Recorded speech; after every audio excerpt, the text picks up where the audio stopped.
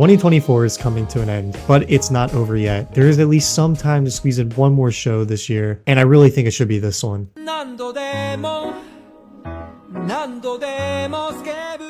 Orb on the Movements of the Earth is one of the most profound shows that I've been blessed to even watch. It is totally blown under the radar this season with not many people talking about it. And it makes sense because the IP was a little more on the niche end to get adapted, but Studio Madhouse has perfectly brought this series to life. And I want to explain why you should watch this show right now.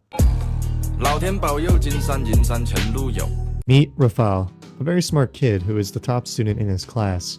His dad is the teacher, and he is going to study theology while going to college at a very young age. And Rafal is a very aware person. Set in 16th century Poland, he is very much in the know that religion and the church have huge stakes and pulls in society as a whole. It is a very lucrative means to be a part of Christianity. And while he has other interests in other topics, he realizes it's the smartest choice to just go with what everyone else wants him to do and live an easier life. But Rafal's life will change when his father asks him to carry out a mission for him.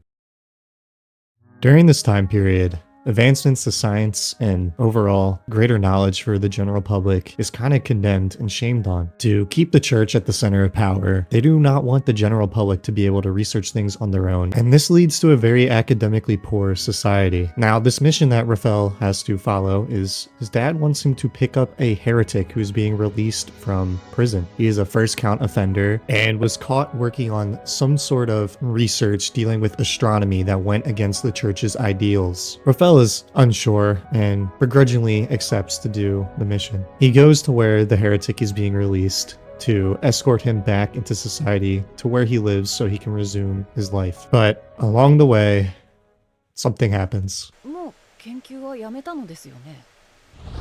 私は学者だ。誰に何を言われても研究を捨てるつもりはない。は？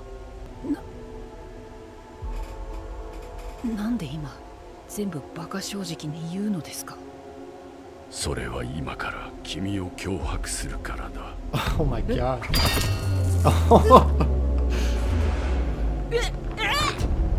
Rafal is now forced to help Hubert with his research, but it doesn't go the way you think. Rafal soon learns that he actually enjoys working on astronomy. It is a passion of his that has been suppressed because he knows that it isn't something that will help him with his career in life. So being able to work on it in secret is this overjoyous thing for him that he knows that he shouldn't be allowed to like.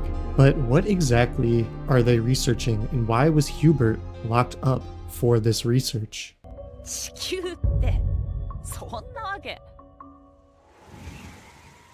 It was a theory that counters the claim that the Earth is at the center of the universe, that the Earth does in fact move and rotate around the sun. This is completely common knowledge today and is seen as factual, because of course it is. But seeing a show all about countering a claim that just will alter life in general, it's so fascinating. It's a really unique take on public suppression, and it's just a story that has you at the edge of the seat. I won't spoil what goes on without the story, but just know that the main character changes throughout the many arcs of the series as time keeps progressing, like I mentioned earlier. While trying to prove this point and work under the guise of the church to make a thought-out publication to expose everything, you face these themes of researchers wanting to leave parts of themselves behind for the next generation to come in and pick up where they left off. It's a tough thing to do, with some characters almost entirely wanting to destroy and abolish all their work if they are going to lose their life, as they cannot trust anyone else to pick up what they have done. The show is obviously exaggerated for the stakes and drama, because real life didn't play out this way, but it is done in a very tasteful manner. You can clearly separate this from the real life counterpart, but it just makes the characters so much more endearing and believable. This whole idea of working towards something greater than yourself is really inspiring. And with the first core of this season about to end, I went to rewatch some episodes,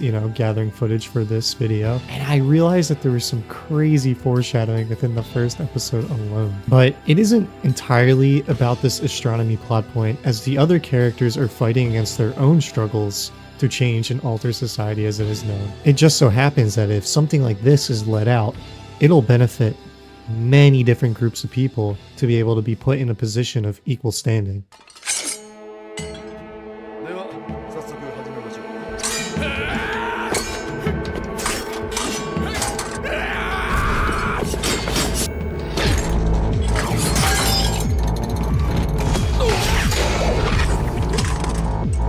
Yeah, so immediately after the big twist of the third episode, the fourth one starts off like this, and it's just kind of insane that the action sequences are this crazy for a series ultimately not really about action, but the stakes are that high, so it does make sense. Either way, Madhouse is crazy for making scenes and sequences like this, and this isn't the only one to happen within the first core.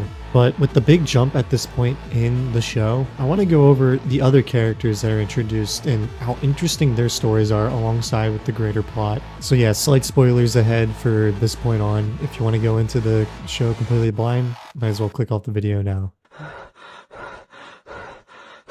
Now, we already talked about Rafal, and after he takes his very climactic exit through the story, we then meet Oxy. He's a mercenary that is hired for various duels or even hitman jobs to assassinate people. He's a very skilled swordsman, but he's a little depressed. He despises having to kill others and constantly has bags under his eyes from the lack of sleep, most likely as he's kept up at night by the many people he has to kill. He clearly doesn't enjoy this life and wishes for a way out, questioning if there's even a point to living through his point of view. It's only until later that Oxy starts to understand why you would want to live out through life, as he becomes interested in wanting to read and write through meeting Yolenta. And Yolenta is kind of like Rafal, you know, very young, inquisitive, super smart, except she's a girl, so she's not allowed to research things or work with the fellow men in her study.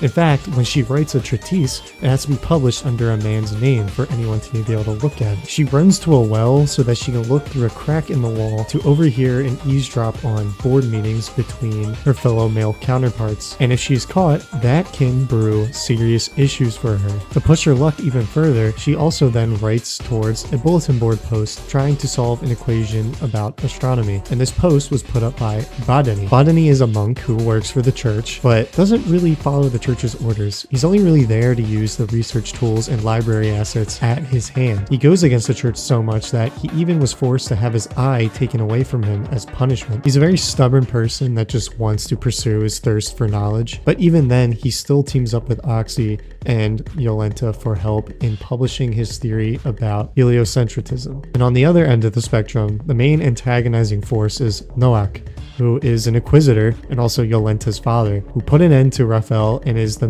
big main thorn in the side, protecting the church from letting this come out and come to light. He's the very antithesis of all the main protagonist characters that we follow. He's somebody that wants to keep a narrow worldview and only climbs the ranks through what he knows is viable and successful.